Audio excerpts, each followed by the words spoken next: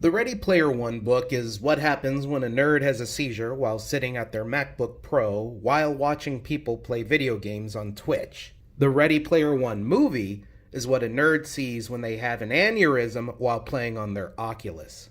My wife and I have more fun ridiculing Ready Player One, specifically the novel by Ernest Cline, than what should be legally allowed. I watched a lot of YouTube videos of cute, geeky girls playing 80s cover tunes on ukuleles. Technically, this wasn't part of my research, but I had a serious, cute, geeky girls playing ukuleles fetish that I can neither explain nor defend, says the main character of the book. Cringe. The book wasn't so much written as it was shoddily slapped together with the vaguest nerd references ever conceived. It was like the author didn't so much know all the nerdy references he was including in his story, so much as he was Googling stuff and then throwing it in. Ooh, I need an Atari reference. Let me hit the old interweb and see what they've got. In 2011, it was unleashed on the world, and a scant 7 years later, Steven Spielberg released his take on the book, which I would argue is a massive upgrade from the novel. First on the list is the world in which this story takes place. You see, in the not-too-distant future, a man named Halliday created a virtual world called the Oasis, where you could live your wildest and most extreme pop culture fantasies. If you wanted to be Spuds MacKenzie jamming with Gene Simmons and Paul Stanley at Woodstock, you could. If you wanted to be a wuzzle and hang glide over Mount Doom with the Where's the Beef Lady, go nuts. Maybe I'm letting too much insight into my own fantasies, but darn it, I have a point to make. Ernest Cline's novel created this make-believe world to be as exciting as a community center on a rainy day. It had all the thrilling scapes everyone wants to partake in inside their wild imaginations, like school, and the halls of school, and the lonely apartment of a sweaty loser who spends all his time and energy poking around online. 9 out of 10 basement dwellers recommend. This is perfect! At least Spielberg gave the Oasis a little more pizzazz. It actually looks like a place that people would want to inhabit. It looks like the world brought to you by Xbox.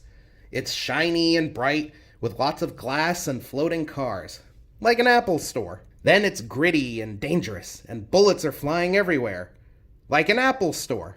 It's a landscape that Call of Duty programmers would be proud of. In short, it's totally designed to look like, what do the kids like these days? Which does not align with how it is described in the book at all.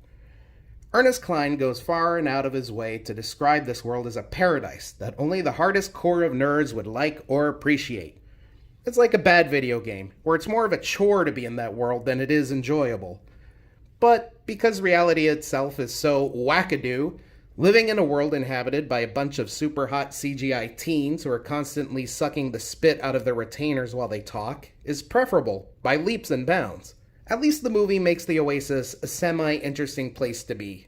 Teenage Mutant Ninja Turtles are playing Modern Warfare with Freddy Krueger, Jason Voorhees, and Voltron. That is one thing that is very weird about this movie. It never quite fully tells you why everyone is bonkers for the 80s nostalgia. Everyone just is into it all.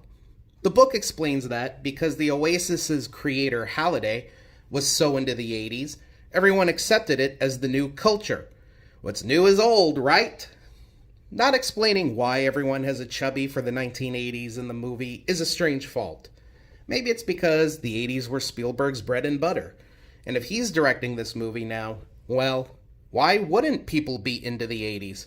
It was so chic a year ago. You had shows like Stranger Things, the remake of Stephen King's It, and Glow, making a hard argument for the tude of yore. But whereas Spielberg used to be a trailblazer, he's now more of a follower. He watches an episode of Stranger Things and thinks to himself, hey, I did that. So he sets out to show them how a movie about the 80s nostalgia should be done. And on that note, we cue the music. Matt, Matt, Matt. Matt, Matt, Matt. Matt, Matt, Matt. Matt, Matt, meow. So what's the point of this movie? Ty Sheridan is Wade, a broken dreamer from a place called the Stacks, which are several RV campers literally stacked on top of one another in order to make low-income housing. His only escape from this nightmarescape is to retreat daily in the VR world of the Oasis, where you can be and do anything you want. And what people want is to find 3 keys hidden by the creator, James Halliday. Find the keys and you win an Easter egg that gives you not only complete control of the Oasis, but you inherit the fortune of the deceased creator, totaled at approximately $240 trillion. But in the years after Halliday's death, no one has been able to find even 1 key, until Wade and his Oasis alter ego, Percival, show up to completely kick butt.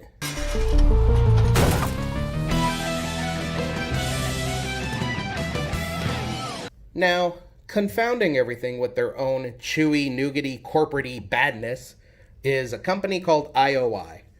Their goal is to find the keys which lead to the egg and take control of the Oasis and then charge whatever they want for the privilege to use it. Of course, heading up this organization is none other than everyone's favorite new bad guy, Ben Mendelsohn, as IOI executive Sorrento. In the book, Sorrento was a straight-up, cold-blooded killer who had no qualms about having a child as young as 12 murdered by having him thrown out of a window. In the movie, we go a different route. He's still a ruthless and conscienceless killer, but he's more of a giant bumbling doof. He's the Richard Vernon of the VR landscape. It's too easy to pick on Ben Mendelsohn because he is just so goofy, which is why he makes such excellent villains. He never comes off as, grrr, I'm evil just because. He always plays his bad guys with honesty, that they're after different goals and objectives and won't let anyone come between him and what he desires. And he always comes off so likable. Look at that face. How can you stay angry at that? Haunting Wade/Percival's steps is Olivia Cooke as Samantha/Artemis. She is the potential love interest for our young hero. The book just does a terrible job writing about their courtship. It's very, very cringeworthy. The movie gives her more personality and doesn't quite make her the emotionless, thoughtless automaton the book makes her out to be. Her purpose in this movie is to lead a rebellion against the oppressive technology that controls people's lives manifested in the body of IOI. The book only has her there for Wade to pine over and lament on not being attractive enough for her.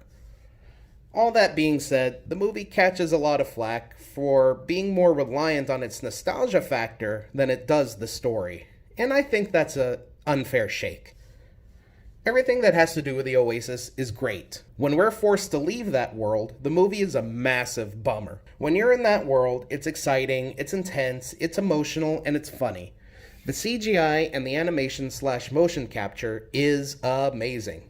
The animated characters are able to emote and make you feel way more than anything the live actors can do. It's almost as if during the motion capture, the actors felt more free to be vulnerable, more free to explore the subtlety of their character. Whereas when they're in front of the camera, they just ham it up and act, well, rather poorly. Then their digital avatar shows up and they emote the living heck out of their scenes. It's like, why can't they bring that same level of game to when they're actually on camera? Now, of course, the whole movie culminates in a giant nerd war where every reference of pop culture from 1980 to 2010 is unleashed in a giant on-world skirmish. It's all very astounding to watch, and it's all quite a feast for the eyes. And, as you can imagine, the hours put into the work that made this movie look so completely polished are right up there with the difficulty level of building Rome. Clearly for me, the best sequence of the movie, which by the way appeared nowhere in the book, was an entire portion dedicated completely to recreating the Overlook Hotel from Stanley Kubrick's The Shining. To this casual observer, it didn't look as if any detail was overlooked in the recreation of this scene.